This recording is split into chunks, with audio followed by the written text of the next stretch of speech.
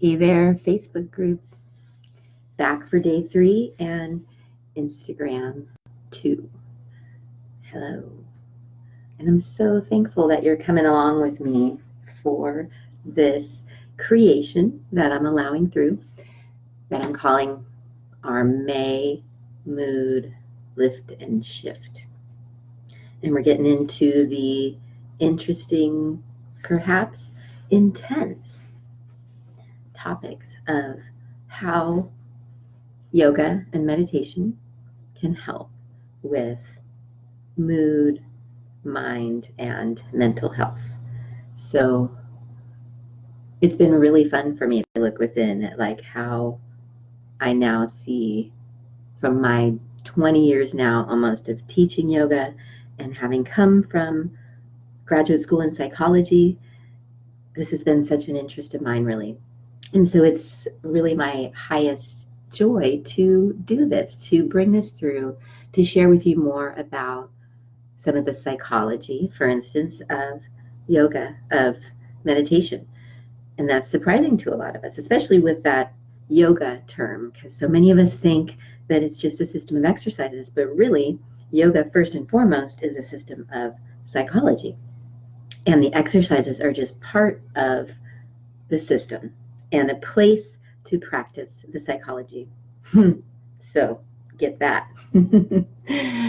So today's day 3, and I've been bringing through the content, the focus, in an order that makes sense to me to help you understand, especially because you may be brand new to things like yoga and meditation, or you may be someone who's totally using some of these things and has been doing it for 40 years, but these are some of the things that I see can help. So day 1 was presence and the importance of attention and our focus and becoming more of that observer and all the power of that.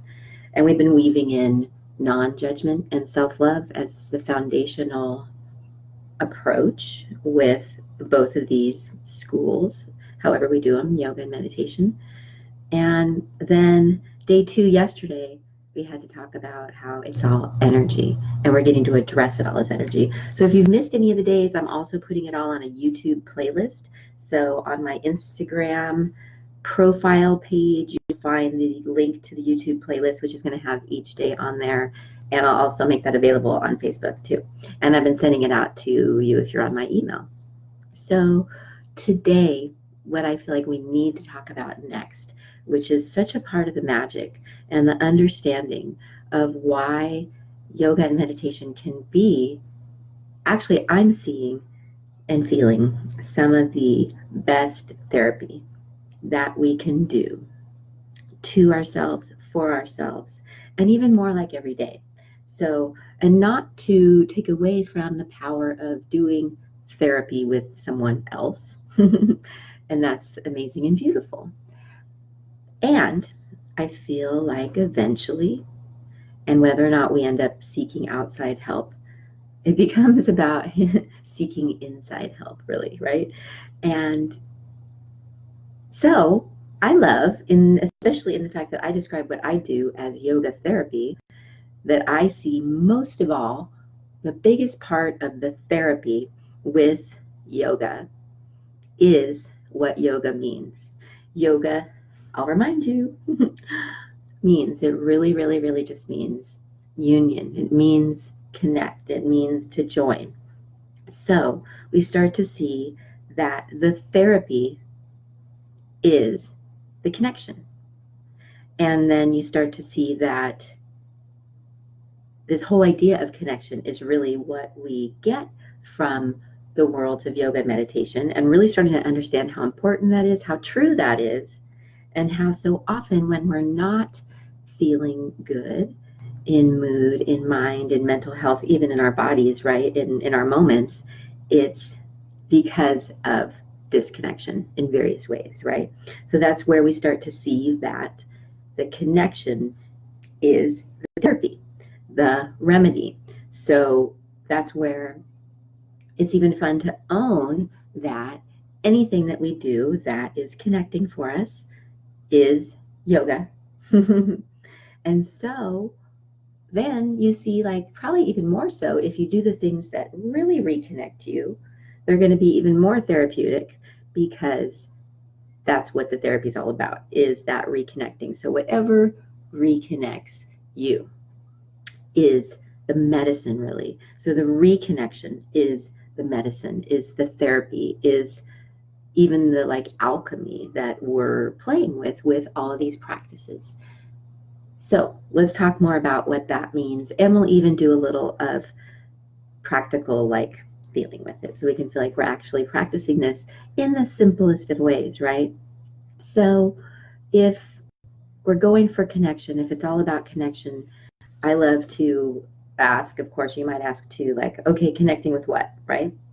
Well, that's where it's really cool too, that you get to personalize that and decide that, but also be aware on so many levels there's this possibility of connection. So maybe you're the most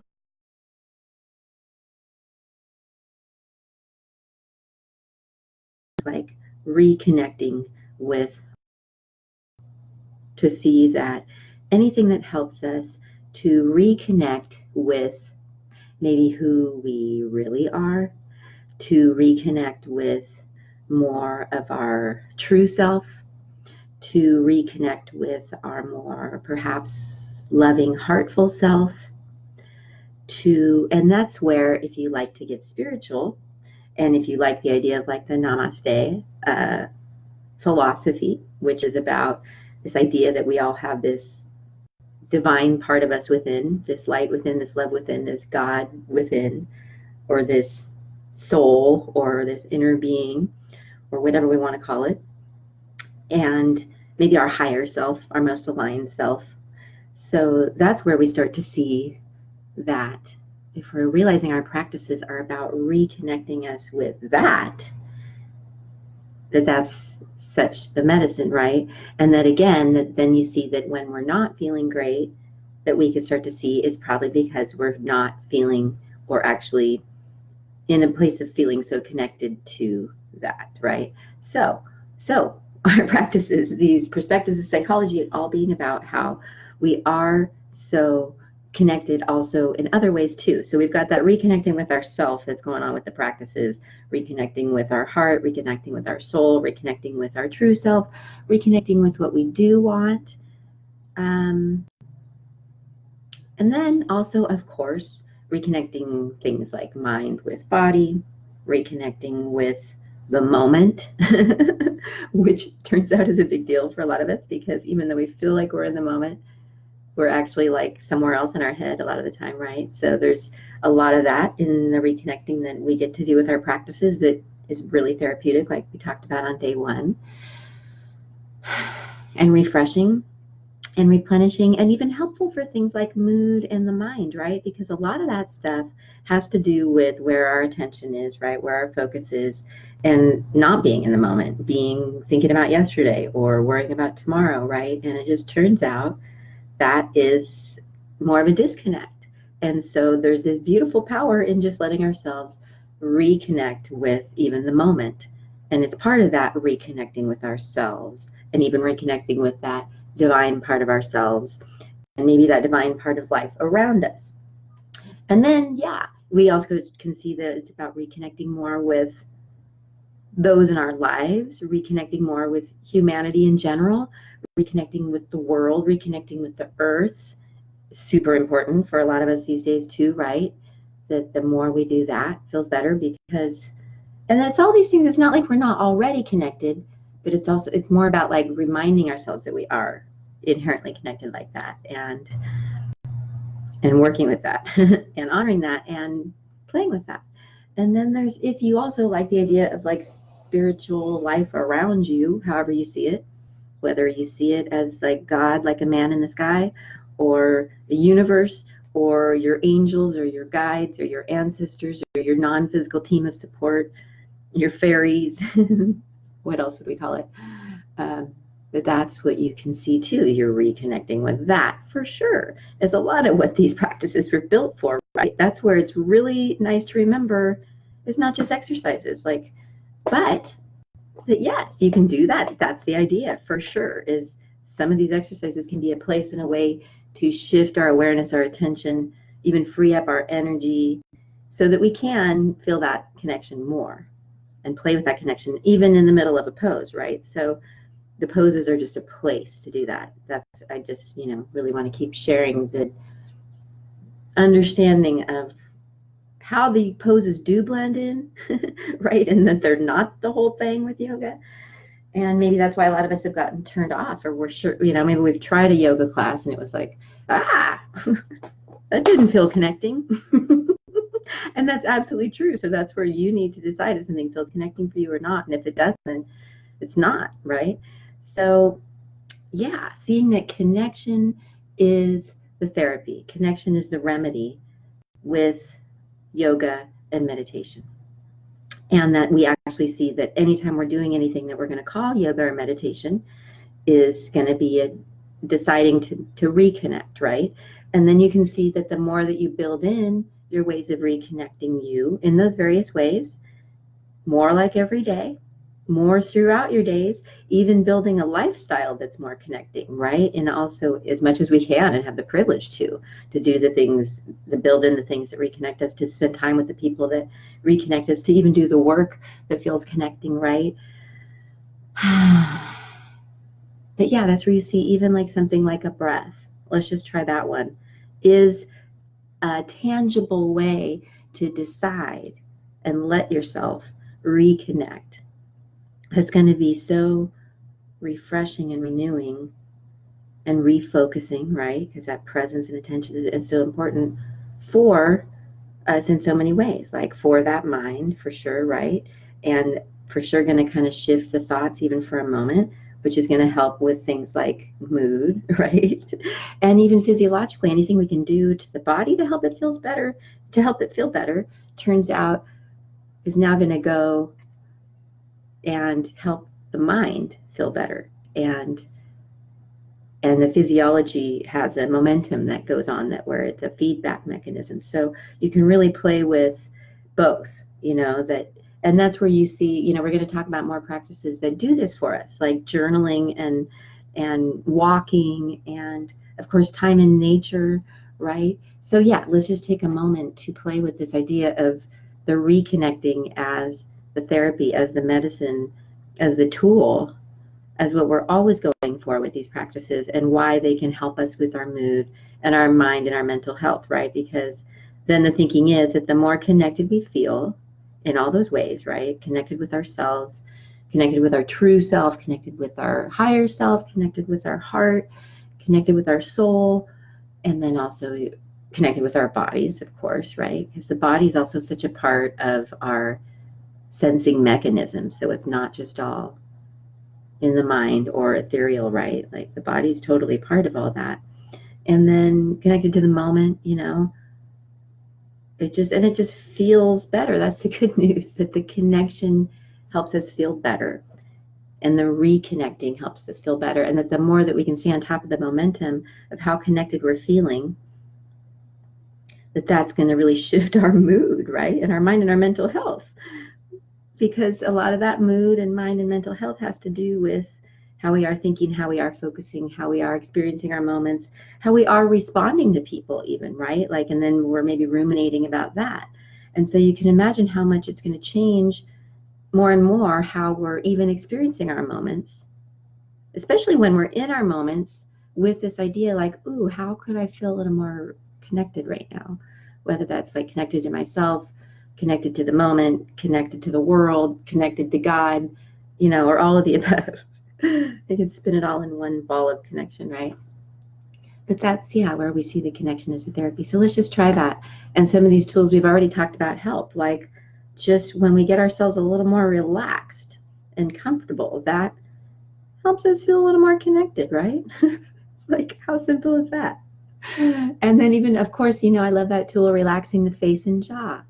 And so that's where we're playing with the physiology, that if we can help the body feel a little better with the simplest of things, like just relaxing, right? And that's where, too, if it feels really hard to relax, that's where you can use some of the poses and things to help free up the stuck energy and get you more aligned so that you can relax more. But just the power of playing with how much can I just soften right now and relax And then that breath is such a huge tool, right? Which you're going to do a whole day about breath soon. But let's just try one of those slower, longer belly breaths and just reconnect with the power of that. And even use your imagination, because that's one of our tools, reconnecting with that. And see and feel how that breath can fill you up and even light you up and start to replenish you. And then as you exhale, see and feel how it's clearing you out. Like dark smoke going out, letting stuff go. And then, of course, we get to make the shifts in the mind and the attention, right? Of just becoming more of a listener to sounds is a beautiful way to reconnect with the moment, to reconnect with more of a listening mind. And then that also means we get to start to listen to ourselves more, right? Which is part of the reconnection. And that's where I love to really share that with the meditation, it is not just about shutting up that mind, even though quieting the mind is part of the reconnect. So right now, let's just do that for a second. Play with how you could windshield wipe your mind. Just like imagine that for 2 to 5 seconds, just to quiet your mind. Even if it starts right back up, right? But that creates this little window, this little refresh, like you're wiping the canvas for the creativity, for a new momentum, right? And that really helps us. It turns out in those quiet moments, there's a lot of reconnecting that can happen there. And that's even where a lot of spiritual teachers would say you can really get into spiritual reconnect, is in the silence. And even just starting to listen more. This is where the listening is important. We get to listen to ourselves more. And yeah, that means listening to the stuff we didn't want to hear. Like, oh crap, I am worried about that. Oh shoot, I am remembering that. But that's part of the therapy. That's part of the reconnect, to give yourself a chance to just see that that's on your mind, to see that you're worried about that, to see that you're remembering that. And then, you have more choices about if you want to go do something about that later, or to decide to love yourself through it and let it go. And that's where that non-judgment self-love helps a lot with the reconnect, right? Like bringing that in more and more and more, to start to just listen to ourselves more from that loving place, from that divine place more. That's going to help us reconnect more with ourselves too, right? And even just to reconnect more with loving energy, and to even be able to be more loving with others. And then also, so yeah, the listening to the blah, blah, blah is important, even though the quieting of it helps too. But also we get to listen for the divine inspiration, which is like the cool news of like the good ideas, the solutions, the next steps, the ahas, the intuitive hits, the impulses. So we get to reconnect with that too, which is awesome. And that's part of like the looking within for the guidance, right? But building in the time and the space and the things that do that for you is what we're talking about here. So yeah, it may be that you do it just kind of sitting, maybe closing your eyes and just becoming more of that listener, even more feeling more relaxed, using that breath. And that's where it's even cool that as you notice the feelings and thoughts that are happening, you can start to use things like your breath to help you through that. And again, remember, it's all energy, right, too. So then you're like, okay, so how could I breathe into the energy of that feeling, and even like help myself kind of like move through it, and even start to free it up and let it go. But part of it is the feeling of it and the presence with it, right? And the awareness and the attention, and just the creating ways to do that, right? Because if we're so busy all day long worrying about everyone else, thinking about everyone else, we don't know what the heck's going on with us, right? And we're totally disconnected. And then we wonder why we feel terrible. So we don't even know what's going on with us, right? So part of it is just to tune into what is going on with us. And the more that we're doing that, the more we know. And then the more we can even be doing things to transmute it, right? And shift it, like just the relaxing, just the breath.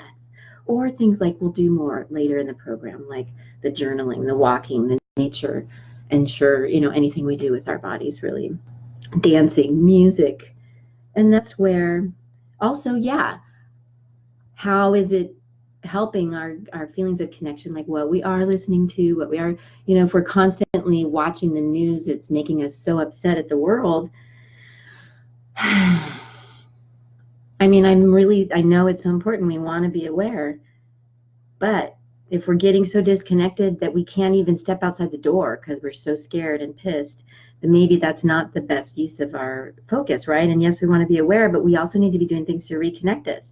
Because if we feel so disconnected from ourselves, from the world, from any feelings of universal support, right? You know, and that's where you start to see that that's part of what could be leading to that mood, you know, and like feelings of depression and feelings of anxiety is a lot of just about a disconnect that we're in. And then the beautiful news is the answer is the connection, that the connection is the solution, it's the remedy, it's the medicine. And that's where anything that does that for you, you can call your yoga. You can call your meditation, you know. I have my friend Kari, maybe she'll watch this. I love to share her story because one of her loves is horseback riding and her relationship with her horse. And I think it's so smart and wise, and she's a really spiritual and connected person you can feel when you're around her.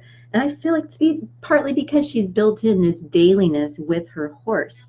And being on her horse is such a form of yoga for her, such a form of meditation.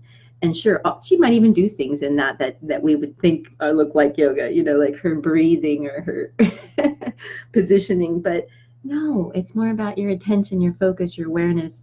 It's a psychology, you know, really yoga is a system of psychology more than anything. And that's where you start to see that you are choosing what you're focusing on, really. And that the more that you decide that connection is important to you and start to really keep an eye out for what helps you reconnect, who do you feel more connected with, how do you feel more connected, and that is really going to be what's going to boost your mood and mental health, is to like build in your reconnecting practices, and more like every day and more like the starts of the day. Because you know, a lot of spiritual teachers talk about how overnight we get to do this, maybe reconnect with or refresh or energetic reset or whatever you want to call it. And maybe, so yeah, how we start our days is important. And I vote for, you know, letting our mornings as much as we can. And if we have a super busy kid-filled morning, you know, can we wake up 30 minutes earlier so that we can do a few things that, you know, feel like time for us to reconnect? And it may be just, you know, one of my first yoga teachers, John Childers, who I did my first teacher training, would talk about how sitting, drinking a cup of coffee is an amazing form of meditation. You know what I mean? It really doesn't need to be anymore. It doesn't have to be coffee. But even that, I love that he was a modern teacher, that, you know, yogis drink coffee, or even a you know, good glass of beer can be an amazing form of meditation, right? So yes, connection is the remedy, and realizing how important that is. And that's why yoga and meditation can help with our mood, mind, and mental health wherever we're at, because it's going to help us start to reconnect on all those levels more, which is going to translate into better mood, better mindset, better mental health. And then, yeah, when we notice things that disconnect us, to decide we may, you know, like just be aware of the trade-off of that. And yeah, so I hope that makes sense for you and gives you some things to work with. So let's just play with today. What can we do to feel more connected in this moment? And even the simplicity of just the tools you've already played with, just relaxing wherever we're at, using that breath a little more therapeutically, a little more consciously, even playing with imagination with how your breath is helping you, being aware of how it's all energy, right? And that the more you're just tuning into how you feel right now and able to even make those shifts, the more you can stay on top of the momentum, right? And that it is about just listening to ourselves from that loving, non-judgmental place as much as possible, which is really new and different for me too. But again, the best reason to do that is because, you know, like some people say, and I'll close it up on this, that maybe, you know, we can't love others even any more than we can love ourselves. So that's like, oh man, could that be true?